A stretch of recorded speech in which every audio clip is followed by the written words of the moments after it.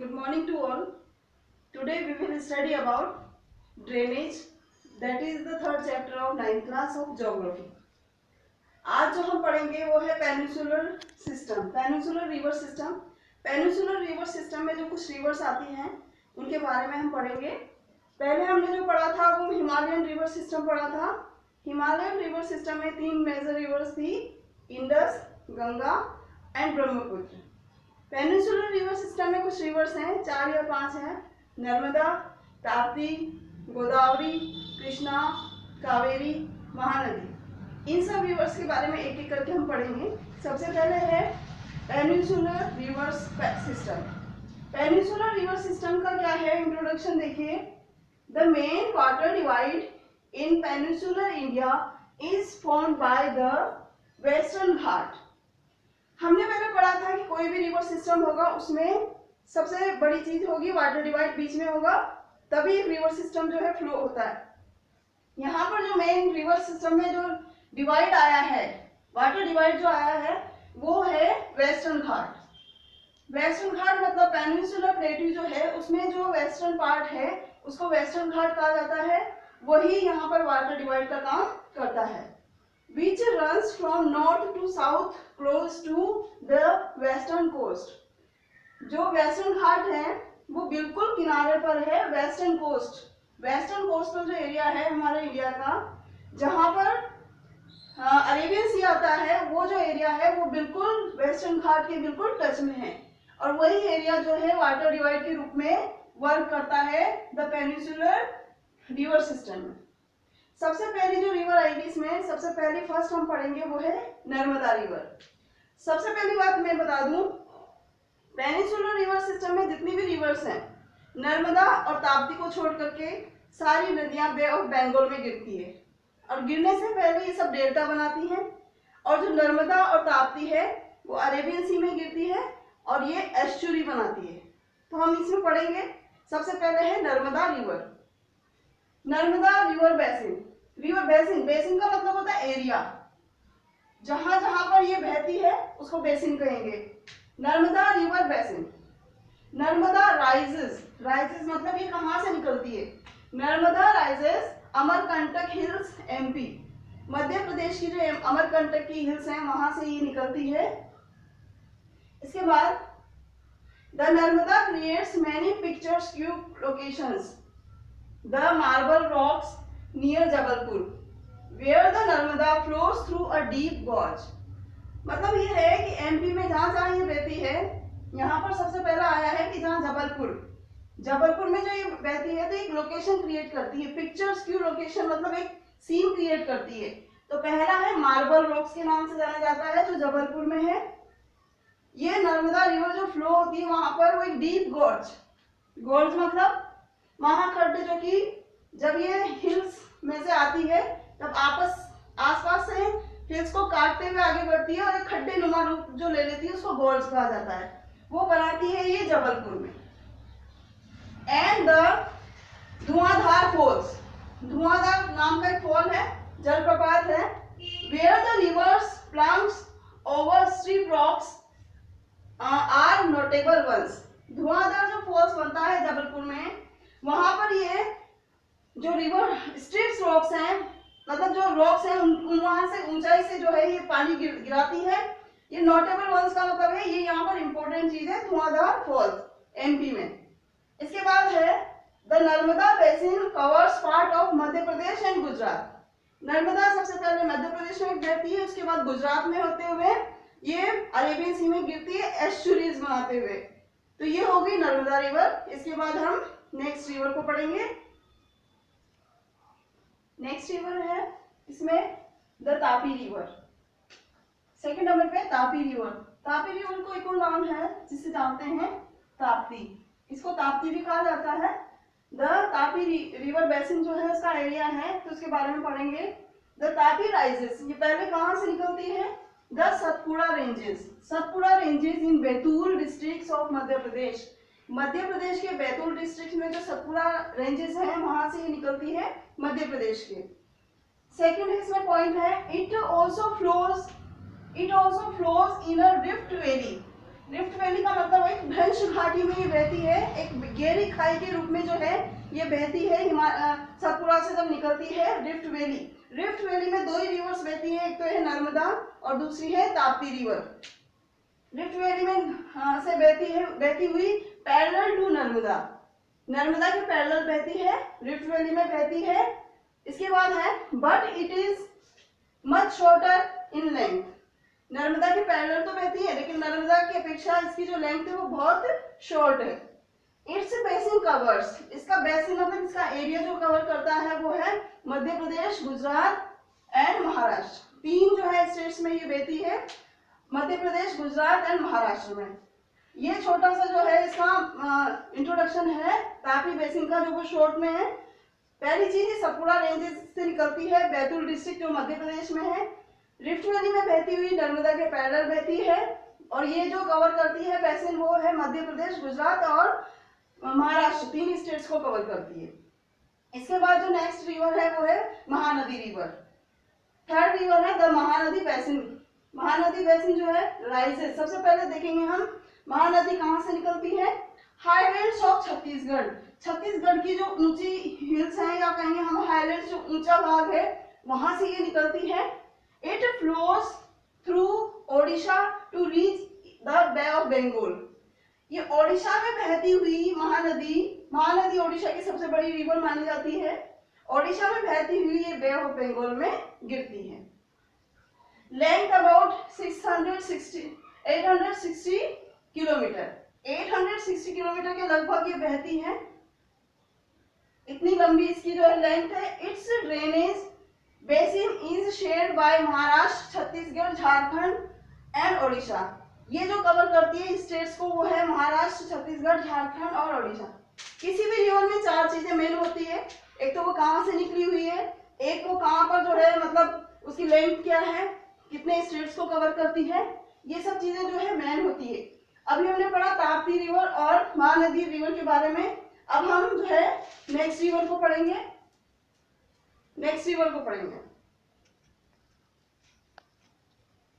Next river है Godavari river.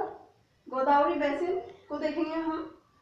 सबसे पहली बात है इसमें द लार्जेस्ट पेनिनसुलर रिवर, जितनी भी पेनिनसुलर रिवर्स हैं उनमें सबसे लार्जेस्ट जो रिवर है वो है गोदावरी रिवर।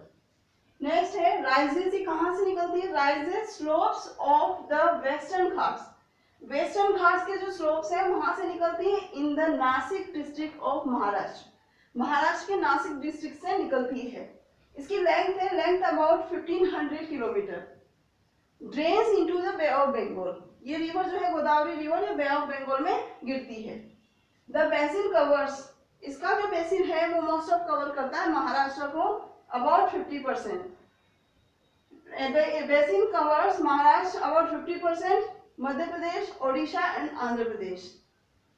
ट्राइब्यूटरीज है इसकी, गोदावरी जो रिवर है उसकी ट्राइब्यूटरीज हैं, मतलब सहायक नदियां हैं, वो है Purna, the Wardha, the Pranhita, the Manjira, the Wainganga and Penganga. ये सब जो रिवर्स हैं ये रिवर्स के नेम हैं जो कि ट्राइब्यूटरीज हैं। ट्राइब्यूटरीज हैं गोदावरी रिवर की। बिकॉज ऑफ इट्स लेंथ, इसकी जो लेंथ है वो बहुत लंबा एरिया कवर करती है, 50%, अबाउट 50% जो है वो महाराष्ट्र का कवर करती है और इसकी जो लेंथ है वो बहुत ज्यादा होने की वजह से, because of its length and the area its covers, it is also known as the Dakshin Ganga. Godavari को दक्षिण गंगा के नाम से भी जाना जाता है। तो ये हो गई हमारी गोदावरी रिवर। इसके बाद हम नेक्स्ट रिवर को देखेंगे, है the Krishna basin. Krishna river rises the near Mahabaleshwar, Mahabaleshwar है महाराष्ट्र में, महाबलेश्वर से क्या पास से निकलती है। The Krishna flows for about 1500 kilometre. इसकी जो लेंथ है वो है 1400 किलोमीटर के लगभग ये बहती है and reaches the Bay of Bengal, और बे ऑफ बंगाल में गिरती है। इसकी ट्राइब्यूटरीज जो है most of the Tungabhadra, the Koyna, the Ghataprabha, the Musi and the Bhima. Means Tungabhadra, Koyna, Ghataprabha, Musi और भीमा इसकी ट्राइब्यूटरीज हैं। ड्रेनेज बेसिन है इसका महाराष्ट्र, कर्नाटका एंड आंध्र प्रदेश, इसको कवर करती है, 3 स्टेट्स को कवर करती है। ये छोटा सा जो इंट्रोडक्शन है वो कृष्णा रिवर का है। इसी के बाद जो है कावेरी बेसिन आ जाता है, कावेरी रिवर सिस्टम आ जाता है। कावेरी रिवर को हम देखेंगे rises Brahmagiri ranges of western Ghat. Western Ghat की जो ब्रह्मगिरी रेंजेस है वहां से ही निकलती है and it reaches the Bay of Bengal, और बे ऑफ बंगाल में गिरती है। कावेरी रिवर जब बे ऑफ बंगाल में गिरती है तो वो इन साउथ ऑफ कुड्डेलोर इन तमिलनाडु, तमिलनाडु के कुड्डेलोर स्थान से वो बे ऑफ बंगाल में गिरती है। लेंथ इसकी अबाउट 760 किलोमीटर। ट्राइब्यूटरीज हैं इसकी अमरावती, भवानी, हेमावती एंड कावेरी। चार जो है इसकी मोस्ट जो है ट्राइब्यूटरीज हैं कावेरी की। बेसिन जो कवर करता है, ये एरिया जो कवर करता है, ये जो बहती है फ्लोज होती है वो 3 स्टेट्स में, कर्नाटका, केरला एंड तमिलनाडु। इसके बाद कुछ जो इंट्रोडक्शन है जो कि ड्रेनेज से रिलेटेड आता है कि कुछ जो लेक्स भी हैं इसमें ड्रेनेज सिस्टम में, तो उन लेक्स के बारे में हम अब पढ़ेंगे। सिस्टम में जो रिवर्स आती हैं, रिवर्स के अलावा जो है ड्रेनेज सिस्टम में कुछ लेक्स भी हैं जो कि ड्रेनेज सिस्टम के अकॉर्डिंग या अंडर ही आती है। जो मुख्य जो लेक्स हैं, मेन जो लेक्स हैं मोस्ट ऑफ जो इंडिया की, वो यहाँ पर देखिए आप। कश्मीर की जो डल लेक है वो जो है हाउस बोट के लिए, HOUS, हाउस बोट्स के लिए जो फेमस है। हाउस बोट्स को शिकारास कहा जाता है और ये डेवलप्ड है टूरिस्ट के लिए, टूरिज्म के लिए जो है डेवलप किया गया है इसको। इसके बाद है अ meandering rivers across a flood plains form cut off oxbow lakes. Example Chilika lake, the Pulicat lake and the Kolleru lake. हमने जो पढ़ा था हिमालय की जो रिवर सिस्टम थी उनमें ये पढ़ा था कि कुछ रिवर्स जो हैं जब उनमें फ्लड आती है तब कुछ ऐसी शेड्स बनाती हैं जिससे कुछ लेक्स का निर्माण होता है और वो लेक्स कहलाती हैं ऑक्सबो लेक्स। तो ये वही लेक्स हैं। ऑक्सबो लेक्स जो बनती है मेन जो है इंडिया की वो है Chilika lake, Pulicat lake and Kolleru lake. ये सब जो ऑक्सबो लेक्स हैं जो कि रिवर्स के मैंडरिंग होने की वजह से फ्लड प्लेन्स में बनती हैं। Lakes in the region of inland drainage are sometimes seasonal. कुछ जो लेक्स हैं वो इनलैंड बहती है, इनलैंड जो उनका रीजन होता है वो कुछ समय के लिए जो है उनमें पानी होता है, सीजनल होती है। एग्जाम्पल्स हैं the Sambhar Lake in Rajasthan near Jaipur. Sambhar Lake जो है राजस्थान की वो साल्ट रिवर लेक है जहाँ पर साल्ट का प्रोडक्शन किया जाता है, साल्ट प्रोड्यूसिंग लेक उसको कहा जाता है। फ्रेश वाटर लेक्स हैं जो कि कैसे बनती है? फ्रेश वाटर लेक्स जो है ग्लेशियर ओरिजिन होती है। ग्लेशियर ओरिजिन का मतलब है जिन लेक्स का निर्माण ग्लेशियर्स के पानी के द्वारा हुआ है, जो कि फ्रेश वाटर लेक्स होती हैं। द वुलर लेक, जम्मू कश्मीर में जो वुलर लेक है वो सबसे बड़ी या लार्जेस्ट लेक है इंडिया की।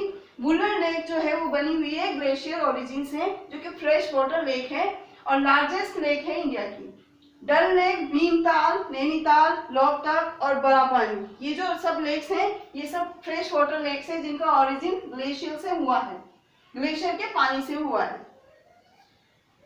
Lakes can also be used for developing hydel power. आजकल जो है लेक्स का वाटर का यूज करके हाइड्रो इलेक्ट्रिसिटी का जो है प्रोडक्शन किया जा रहा है। Maintain the aquatic system, aquatic system को मेंटेन करने के लिए भी लेक्स के वाटर को यूज किया जाता है। इनहेंस नेचुरल ब्यूटी, लेक्स से जो है नेचुरल ब्यूटी जो है होती है या कहेंगे उससे नेचुरल ब्यूटी दिखती है। Help develop tourism and provide recreation, इससे जो है टूरिज्म का डेवलपमेंट हुआ, रिक्रिएशन में भी इसका यूज किया जाता है। तो ये हो गया लेक्स। ड्रेनेज जो चैप्टर है उसमें लास्ट जो 2 टॉपिक बचते हैं वो छोटे छोटे 2 टॉपिक्स हैं। वो अवेयरनेस के लिए मानो कि रिवर्स की या कहेंगे वाटर की अवेयरनेस के लिए है। तो सब इसमें जो पहला टॉपिक है role of rivers in the economy, हमारे इंडिया की इकोनॉमी में रिवर्स का क्या कॉन्ट्रीब्यूशन है। नेचुरल रिसोर्स, सबसे पहला तो ये कि natural resource as a water essential for various human activities. कई प्रकार की ह्यूमन एक्टिविटीज में वाटर का जो है यूज होता है। तो ये सब हम अंडरस्टूड है कि वही वाटर को किस किस तरह से जो है यूज किया जाता है, ये हम पहले पढ़ चुके हैं रिसोर्सेज चैप्टर में जो फर्स्ट चैप्टर था, या फिर पहले थोड़ा बहुत तो पता है कि रिसोर्स के रूप में इसको यूज किया जाता है। यूजिंग रिवर्स फॉर इरिगेशन, कहाँ कहाँ इसका यूज किया जाता है शॉर्ट में देख लो। For irrigation, navigation, hydro power generation is of special significance. मतलब ये है कि इरिगेशन में यूज किया जा रहा है, नेविगेशन में यूज किया जा रहा है, हाइड्रो पावर जनरेशन में यूज किया जा रहा है। और इसके जो स्पेशल सिग्निफिकेशन है, particularly of a country like India, India में जो है वाटर का जो है रिवर्स के वाटर का जो यूज किया जाता है, where agriculture is the major source of livelihood of the majority of its population. क्योंकि हमारे इंडिया में लोगों के जीवन यापन का सबसे बड़ा जो सोर्स है वो एग्रीकल्चर है। एग्रीकल्चर की वजह से इरिगेशन के रूप में जो सबसे ज्यादा रिवर्स के वाटर को यूज किया जाता है। ये तो है जो है role of rivers in the economy, economy में इस तरह से जो है रोल निभाता है। रिवर्स का वाटर जो है, रिवर्स जो फ्लो होती है उनका वाटर किस तरह से इकोनॉमी में जो है अपना कॉन्ट्रीब्यूशन देता है, छोटा सा है। इसके बाद है रिवर पॉल्यूशन, ये भी अवेयरनेस का है कि रिवर्स का वाटर तो यूज कर रहे हैं लेकिन रिवर्स जो फ्लो होती है उसमें कुछ गंदगी डाल करके या हम उनको पॉल्यूट कर रहे हैं, खुद ही ह्यूमन बींग्स के द्वारा उनको पॉल्यूट किया जा रहा है। The growing domestic, municipal, industrial and agricultural demand for the water from rivers naturally affects the quality of water। एक तो देखो जब ज्यादा से ज्यादा डोमेस्टिक म्यूनिसिपल यूज होने की वजह से, इंडस्ट्रीज का यूज होने, इंडस्ट्रीज में यूज होने की वजह से या एग्रीकल्चर डिमांड ज्यादा बढ़ने की वजह से जो है रिवर्स जो है नेचुरली जो रिवर्स थी या उनका वाटर जो नेचुरली फ्रेश था वो अफेक्ट हो गया है, उसमें की क्वालिटी ऑफ वाटर जो है गिर गई है। जो फ्रेश वाटर था वो अब गंदा हो गया है या कहेंगे अनक्लीन हो गया है। एज अ रिजल्ट, इसका रिजल्ट क्या हो गया, इसका रिजल्ट आया है more and more water is being drained out of the reverse reducing there volume. जितनी भी रिवर्स है उनका मोस्ट ऑफ ज्यादा से ज्यादा जो पानी है वो जो है पॉल्यूट हो चुका है। This affects not only the quality of water. अब यहाँ पर जो बात कही है कि इसकी वजह से कहेंगे डोमेस्टिक, म्यूनिसिपल, इंडस्ट्रियल या एग्रीकल्चरल डिमांड की वजह से या ज्यादा यूज करने, वाटर के ज्यादा यूज करने की वजह से केवल वाटर की क्वालिटी नहीं गिरी है but also the self cleansing capacity of river. River जो है अपना वाटर सेल्फ क्लीन भी करता है पर उसकी जो कैपेसिटी है सेल्फ क्लींजिंग की वो भी कम हो गई है, रिड्यूस हो गई है। एग्जाम्पल के तौर पे देखेंगे किस तरह से पॉल्यूशन बढ़ा है रिवर्स में। The Ganga water is able to dilute and assimilate pollution load within 20 kilometre of large cities। Ganga river जो है बड़ी रिवर है, बड़ी बड़ी सिटीज इसके आसपास हैं, तो ऐसे जो बड़ी बड़ी सिटीज के पास में जो रिवर्स हैं, गंगा रिवर है, गंगा रिवर का लगातार पानी पॉल्यूट होता जा रहा है। ऑफ लार्ज सिटीज, ये जो गंदा हुआ है या पॉल्यूट हुआ है गंगा रिवर का वाटर, इसके जो कारण है वो है due to the urbanisation and industrialisation. Industrialisation और अर्बनाइजेशन दो ऐसे कारण हैं जिसकी वजह से बड़ी बड़ी रिवर्स का जो वाटर है वो भी पॉल्यूट होता जा रहा है। ये एक थोड़ा सा अवेयरनेस का था कि रिवर पॉल्यूशन जो है लगातार बढ़ता जा रहा है। ये हमारा टॉपिक या कहेंगे हम ड्रेनेज जो चैप्टर है वो यहीं खत्म होता है। इसके सारे टॉपिक हो चुके हैं, ये सेकेंड पार्ट था इसका, ये यहीं खत्म होता है। इसके बाद हम जो है नेक्स्ट चैप्टर के साथ आएंगे, नेक्स्ट वीडियो के साथ। तब तक के लिए जय हिंद, जय भारत।